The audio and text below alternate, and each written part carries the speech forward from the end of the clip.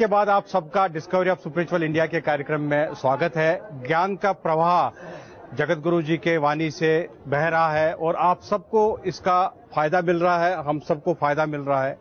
महाराज जी, एक और वहाँ कैरेक्टर है, वो है रावण का। एक साइड में ये कहते हैं कि जो रावण थे वो भगवान शिव के महापंडित थे और काफी बहुत बड़े उपासक थे। अपने 11 शीश काट काट कर वो भगवान शिव पर चढ़ाते थे। दूसरे साइड में उन्होंने सीता जी का हरण किया। तो ये किस तरीके का चरित्र था महाराज जी? जो लोग आतंकवाद का समर्थन कर रहे हैं जी, जो लोग भारत की विलोम संस्कृति का समर्थन करते हैं, वे रावण को अच्छा बताते होंगे। वस्तुतः आदि कवि वाल्मीकि ने रावण से दुरात्मनः कहा। रावण दुरात्मा। देखिए, पंडित होना अलग होता है जी महाराज जी, आचारवान होना अलग होता है जी। और मुझे तो नहीं लगता कि किस ग्रंथ को उसने लिखा। मुझे तो सारे ग्रंथ कंठस्थ हैं, लगभग 1.5 लाख पृष्ठ कंठस्थ हैं भारत मां के प्रसाद से। मुझको मैंने कहीं नहीं देखा रावण उतना बड़ा विद्वान है जी। देखिए, विद्वान मान लो विद्वान, चलो विद्वान होने से क्या, विद्वत्ता का चरित्र से कोई लेना देना नहीं होता। रावण ने कितना गलत किया है। हजारों भारतीय ललनाओं को उसने उनके शील से च्युत किया है। देव जक्ष गंधर्व नर किन्नर नाग कुमारी जीति बरी निज बाहुबल बहु सुंदरी वर नारी। तो यदि सुरा सुंदरी में मस्त रहने वाले को भी अच्छा माना जा रहा हो तो मानते नहीं, हम तो नहीं मानते। रावण सुरा सुंदरी इन दोनों में तन्मय रहता था। उसका भारतीय संस्कृति से कोई लेना देना नहीं था। वो विदेशी आक्रांता था, लादेन से भी करोड़ों गुने भयंकर था, आईएसआई के बगदादी से भी अरबों गुने भयंकर था। इसलिए रावण का वध एक आतंकवादी सभ्यता के वध के समान था जो रामचंद्र जी ने किया। तो मैं तो नहीं मानता। इसे अंगद जी ने बहुत अच्छा कहा। जैसा आपने कहा ना कि वो तो करोड़ों बार सिर काट देता था, तो अंगद ने कहा हाँ होता तो है ऐसा। हवन, अपने को हवन कर देने से कोई विद्वान थोड़ी हो जाता है। तो पतंगे भी तो अपने को हवन कर देते हैं बेचारे। पतंगे कीड़े जी जी महाराज, जल जाते हैं, अपने को भून देते हैं। तो क्या वो बहुत बड़े विशिष्ट हो जाते हैं। जादूगर अपने शरीर को काट देता है और गधा बोझा ढोता है, जैसे कैलाश ढोता है उसे गधा बोझा ढोया करता है। जरहि पतंग विमोह बस भार बहें खरे वृंद ते नहीं सूर कहां वहीं समुझ देखो मति मंद। जैसे भगवान श्री कृष्ण का स्पष्ट है कि 5200 साल पहले ये उन्होंने जन्म लिया था। भगवान श्री राम के 1,50,82,400 वर्ष हुए राम जी के। 1 करोड़। तो महाराज जी, जो युगों की कैलकुलेशन है महाराज जी, हमारे दर्शकों को एक बार मेरा आग्रह है कि उनको सिखाइए किस तरीके से द्वापर का कैलकुलेशन किया जाता है। देखिए जी, कलयुग का है, सतयुग का। सुनिए जी जी। सहस्त्र युग पर्यंतम महर्ष तक ब्रह्मणो विदु रात्रिम युग सहस्त्रांताम तेहो रात्रि विदो जनाः। नियम है कि कलयुग जो है वो 4,32,000, त्रेता द्वापर 8,64,000 वर्ष, त्रेता 12,96,000 वर्ष और कृतयुग 17,28,000 वर्ष। इस प्रकार 24वें त्रेता के अंत में भगवान राम का आविर्भाव हुआ था और इस समय 28वां कलयुग चल रहा है, जिसमें 5,200 वर्ष हो गए। महाराज जी, आप एक और प्रश्न ये है कि जो आज हिंदू धर्म है, सनातन धर्म है, आपको क्या लग रहा है कि किस तरीके के चुनौतियां हैं हमारे हिंदू धर्म के? हमारे हिंदू धर्म के प्रति उतनी ही चुनौतियां जितनी भारत के प्रति। मुख्य तौर पर कौन कौन सी महाराज जी? सारी चुनौतियां हैं हमारे यहाँ। चुनौती बाहर से भी है, भीतर से भी है। बाहर से विदेशियों की चुनौती है और विदेशियों की मानसिक औलादे भीतर भी हमारे पड़ी है। मैं कह रहा था आज अपनी कथा में कि एक रामचंद्र हमारे पास रहे तो करोड़ों करोड़ों जयचंद्रों को की हमें कोई चिंता नहीं, सबका दमन हम करेंगे, पर्याप्त रूप से दमन करेंगे। कोई भी विदेशी सत्ता भारत को फलता फूलता नहीं देख पा रही है। इसी प्रकार कोई भी इतर धर्मावलंबी सनातन धर्म को फलता फूलता नहीं देख पा रहा है, जबकि सनातन धर्म ही इतना प्रामाणिक धर्म है। सनातन धर्म की ही एक मर्यादा है, मातृवत परदारेषु परद्रव्येषु लोष्टव आत्मवत् सर्वभूतेषु, यह पश्यत् पंडितः। दूसरी नारियों को मां के समान देखना। हमारे यहां निश्चित है सगोत्र में नहीं विवाह किया जा सकता, सगोत्र में नहीं विवाह। यहां तो अपनी सौतेली बहन से भी दूसरे धर्म में विवाह की अनुमति है। उनसे क्या बताएं, वही हाल है। और सब बोले तो बोले, सुपुआ क्यों बोले जिसमें 72 छेद। हमारे धर्म की तुलना किससे करेंगे? धर्म यही है जहां कर्तव्य का बोध होता है। जी महाराज जी। जहां अपनी पत्नी के अतिरिक्त अन्य संपूर्ण महिलाओं को जहां मां के समान देखा जा सकता है, जहां बहन के समान देखते, यहां तो जो भी सुंदर वो से विवाह कर लो, वहां विवाह की छूट है, कहना नहीं चाहिए। एक बहुत बड़ा उपदेशक 56 वर्ष के वर्ष हम दूसरे से विवाह करता है, 5 वर्ष की किसी कन्या से विवाह करता है। क्या करें, नाम नहीं लेना चाहिए। पर हमारे यहां हमारे 50 वर्ष के पश्चात वन में जाने की प्रथा, 51 अब वन में जाओ, 52 वन में जाओ, भैया अब विवाह मत करो, चकाचक है। अन्यत्र तो 90 वर्ष के बाद विवाह की जाती है। तो हमारी संस्कृति तो संस्कृति है। जी महाराज जी। लोगों का एक आक्षेप भी है कि संस्कृति शब्द नया थोपा गया, जबकि गलत है। शुक्ल यजुर्वेद के 7वें अध्याय के 14वें मंत्र में सा प्रथमा संस्कृति विश्व बारा, यह भारतीय संस्कृति सबसे प्रथम और सबसे श्रेष्ठ संस्कृति है। आज थोड़ा सा महसूस ये हो रहा है कि हरास है महाराज जी, हरास हो रहा है, हमारा धर्म हरास हो रहा है। नहीं, ऐसा नहीं है। धर्म का ह्रास नहीं है, लोगों के मन का ह्रास है। आप देखो, कथाओं में इतनी भीड़ कभी नहीं देखते होंगे आप, तीर्थ यात्राओं में इतनी भीड़ कभी नहीं देखते होंगे आप। युवकों में आस्था बढ़ी है जी, और बहुत अच्छी आस्था है। बुद्धों को समझाने में थोड़ा हमको कठिनता का अनुभव होता है, युवकों को नहीं। युवक हमारा बहुत अच्छा है, 35 वर्ष से इधर का युवक बहुत अच्छा है। जी महाराज जी। और थोड़ा वृद्धों को क्या करें, वृद्धास्ते में विचार नहीं चलता। ठीक है, जो कुछ हो रहा है उनसे विचार लेना चाहिए, क्योंकि उनको पूर्वाग्रह है, प्रमाद है, प्रतिशोध है और प्रतिक्रिया है। और युवक बहुत प्रसन्न है। मुझे तो लगता है कि मैं भी अब 35 वर्ष वाले युवकों के साथ खेलूं तो मुझे आनंद आएगा। महाराज जी, युवकों का ये कहना है कि जो हमारा वो जो धर्म है और जो धर्म गुरु है उन पर उनकी आस्था कम हो रही है। ऐसा नहीं है। आध्यात्मिकता पर उनकी आस्था बढ़ रही है। ऐसा नहीं है जी। जो धर्म गुरु है उस पर आस्था उनकी बढ़ रही है जी, लेकिन कुछ धर्म गुरु है ही नहीं जी। वो तो धर्म गुरु है, गुरु कहां से रहेंगे? अब जो 4 आश्रम बनाएंगे जोधपुर के जेल में सड़ेंगे तो गुरु है क्या जी? धर्म गुरु का अर्थ क्या होता है? जिसके जीवन में शास्त्र के अतिरिक्त कुछ न हो। अब हम 400 आश्रम कहां से बनाएंगे? प्रत्येक हिंदू का घर ही मेरा अपना घर है।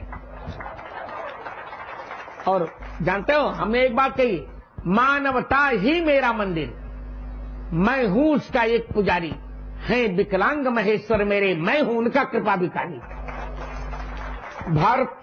भारत का प्रत्येक विकलांग मेरे लिए भगवान है।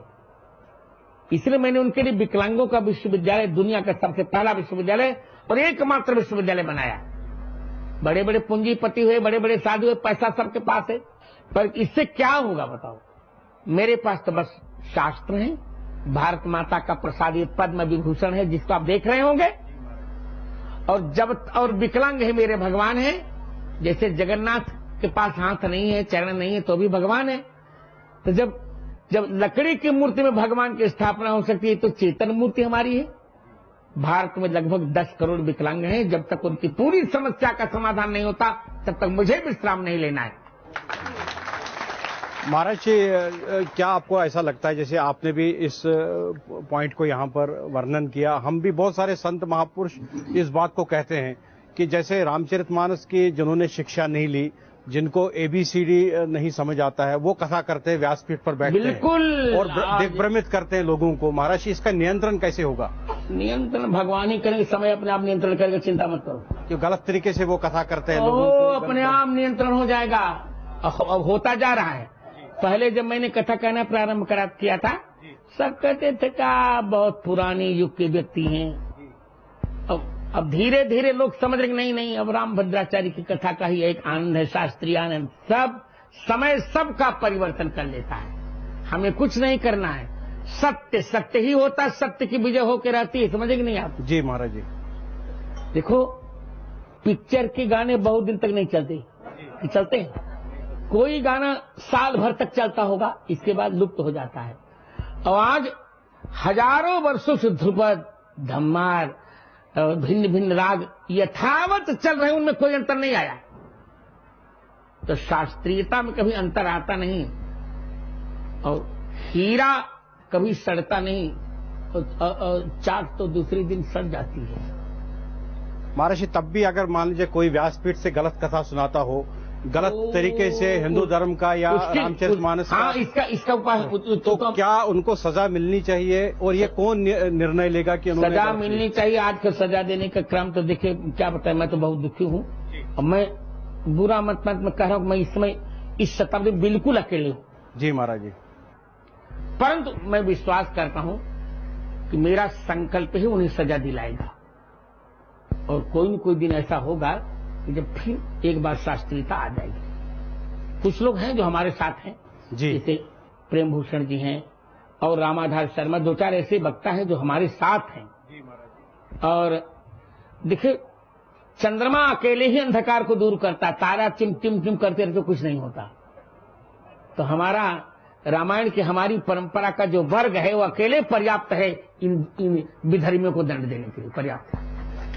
महाराज जी, आपका हमने काफी समय लिया, बस अब इस पे थोड़ा सा चर्चा करना चाहता हूं कि मानव धर्म है क्या महाराज जी? मानव धर्म बस संपूर्ण प्राणी का हित करना मानव धर्म है। गौ माता को बचा के रखना, तो गौ माता मानव की मुख्य माता गौ माता है। गौ माता की रक्षा होती रहे, वैदिक संस्कृत की रक्षा होती रहे, रामचरितमानस की शास्त्रीय व्याख्या हो, सब लोगों को अपना कर्तव्य सिखाया जाए, दूसरों का स्वार्थ रहित होकर दूसरों की सेवा करना, यही सबसे बड़ा मानव धर्म है। महाराज जी, अब हम थोड़ा सा जो आपका जो जगतगुरु रामभद्राचार्य ब्लाइंड यूनिवर्सिटी है, इसके बारे में थोड़ा जानकारी लेना चाहते हैं। जगतगुरु रामभद्राचार्य विकलांग विश्वविद्यालय है, केवल ब्लाइंड नहीं। जी जी जी। जगतगुरु रामभद्राचार्य विकलांग विश्वविद्यालय दुनिया का एकमात्र विश्वविद्यालय है। उसमें 3 प्रकार के विकलांग पढ़ते हैं, दृष्टिबाधित, मूक बधिर और अस्थि विकलांग। उसमें इंटर के बाद 12वीं कक्षा के बाद शिक्षा दी जाती है, और पारंपरिक शिक्षा के साथ साथ व्यावसायिक शिक्षा भी उसमें दी जाती है। BBA, MBA, BCA, MCA, BTech, MTech, और उसके बाद B.Ed, M.Ed और BSW, MSW और संगीत, सारी शिक्षाएं दी जाती हैं। वहां निःशुल्क शिक्षा दी जाती है, निःशुल्क भोजन दिया जाता है और निःशुल्क निवास दिया जाता है। कंप्यूटर भी सबके लिए अनिवार्य है और संस्कृत भी सबके लिए अनिवार्य है, जिससे कि हम अपने बच्चों को प्राचीन संस्कृति और नव्य संस्कृत दोनों से परिचय करा सके। और हमारे यहाँ का विद्यार्थी, प्रत्येक विद्यार्थी हमारे यहाँ से जीविका पाता है। हमारे यहाँ से पढ़ करके बीएचयू में भी विद्यार्थी हमारा केंद्रीय विश्वविद्यालय में वहां लेक्चरर है, त्रिपुरा विश्वविद्यालय में भी लेक्चरर है। हमारे यहाँ की शिक्षा लेकर के बहुत से विद्यार्थी, अभी एक आईएएस क्या है, 2 आईएएस पहले निकल चुके, वहीं से शिक्षा ली।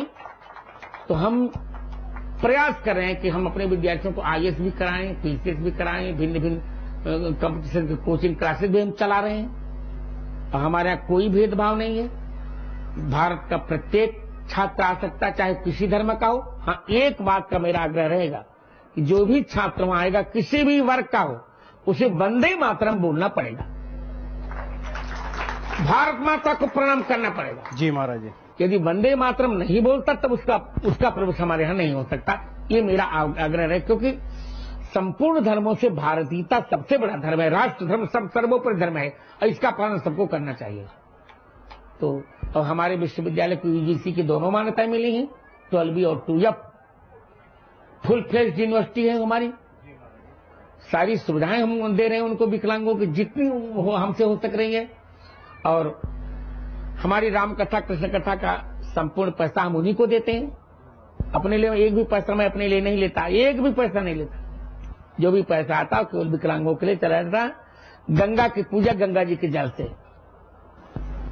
ये हमारा संक्षिप्त परिचय है। वो तुलसी पीठ जो महाराज श्री आश्रम है, क्या क्या एक्टिविटीज होती है, किस तरीके सभी का जो धर्म की एक्टिविटीज होनी चाहिए, जो हिंदू धर्म की संपूर्ण व्याख्या, वहां भाष्य ग्रंथों का भी, प्रस्थान त्रय के भाष्य ग्रंथों का पठन पाठन निर्माण, गौशाला और संत सेवा और दरिद्र नारायण की सेवा, सभी सेवाएं होती हैं। महाराज जी आपने बहुत सारे किताबें भी लिखी है, लगभग 80 किताबें लिखी हैं, और अभी भी पुस्तक लिख रहे हैं भिन्न भिन्न। अभी हम अष्टाध्यायी पर पुस्तक लिख रहे हैं, बहुत बड़ी भारत सरकार का प्रोजेक्ट है, बहुत बड़ा, 50 लाख का लगभग प्रोजेक्ट है वो, 8000 पृष्ठों में हम लिख रहे हैं जी। अष्टाध्यायी के प्रत्येक सूत्र पर 3 वृत्तियां, एक गद्य में संस्कृत, एक संस्कृत पद्य में, एक हिंदी में। जितना हो सकेगा भारतीय संस्कृत की मुझे सेवा करनी ही है। मैंने व्रत लिया है कि श्री राम कृष्ण कथा को माध्यम बनाकर मुझे वैदिक हिंदू सनातन संस्कृत का जन जन में प्रचार करना है। महाराज जी जो वाल्मीकि रामायण है, तुलसी रामायण है जो, और आपने जो रामचरितमानस लिखा है, तीन मैंने लिखा नहीं है। अंतर क्या होगा? नहीं, मैंने लिखा नहीं, यही तो आपको ट्रांसलेट किया है महाराज। नहीं, ट्रांसलेट तो किया ही है। ट्रांसलेट करने को लिखना होता है क्या? जी महाराज। तो कैसे जो आज का युग है उनको क्या बेनिफिट मिल सकता है आपके? बहुत मेरे कैसे आपने सरल बनाया महाराज? बहुत सरल। अब कैसे आपको बताऊं? जी। अपनी भाषा में लिखा मैंने, हिंदी में जिस चौपाई का जो अर्थ होना चाहिए वही मैंने लिखा, क्योंकि मुझे अवधि का ज्ञान है, अवधि में मेरा जन्म हुआ है। जी महाराज जी। तो जिससे लोग समझ सकते हैं, वो चाहे उसी प्रकार की हिंदी का मैंने प्रयोग किया। तो ग्रंथ पढ़ने से पढ़ने पता चलेगा, सरल से सरल समझाने का मैंने प्रयास किया है। जैसे मंगल भवन अमंगल हारी, द्रवऊ सो दशरथ अजिर विहारी। अब इसका हमने अर्थ किया कि जो भगवान मंगलों के भवन अर्थात घर हैं, जो भगवान अमंगलों को हर लेते हैं, अमंगलों का हरण कर लेते, ऐसे महाराजा दशरथ के अजिर माने आंगन में विहार करने वाले भगवान श्री राम द्रवऊ मुझ पर प्रसन्न हो जाएं। अब बताओ, इससे कोई नहीं समझेगा? हाँ, समझ जाएगा महाराज जी। महाराज जी जो बजरंगबली है, हम हनुमान चालीसा घर में पढ़ते हैं। हनुमान चालीसा का अभी मैंने, हनुमान चालीसा पर मैंने टीका भी लिखी जी। और अभी मेरे एक शिष्य हैं नित्यानंद मिश्र, उन्होंने अंग्रेजी का अनुवाद किया, उनका कल ही मैंने लोकार्पण किया जी। तो हमारे जीवन में क्या बेनिफिट दे सकता है? बहुत बेनिफिट। हनुमान चालीसा प्रतिदिन एक, बजरंग बाण नहीं, प्रतिदिन हनुमान चालीसा पढ़ी जाए तो कभी बीमार ही नहीं होगा, चकाचक रहेगा, सब काम करता रहेगा। आप थे जगत गुरु रामानंदाचार्य स्वामी श्री रामभद्राचार्य जी महाराज। आपके साथ में अद्भुत और बहुत सुंदर चर्चा रही। मुझे आशा है आप सबको इसका ज्ञान प्राप्त हुआ होगा और इसका फायदा आपको मिलेगा। महाराज जी के साथ में हम और भी चर्चा करते रहेंगे। कार्यक्रम को समाप्त करने से पहले मैं महाराज जी का बहुत बहुत धन्यवाद देना चाहता हूं। महाराज जी आपका बहुत बहुत धन्यवाद, और आपको भी मेरा बहुत बहुत धन्यवाद। बड़े सरल तरीके से महाराज जी ने कहा, आपको बहुत बहुत धन्यवाद।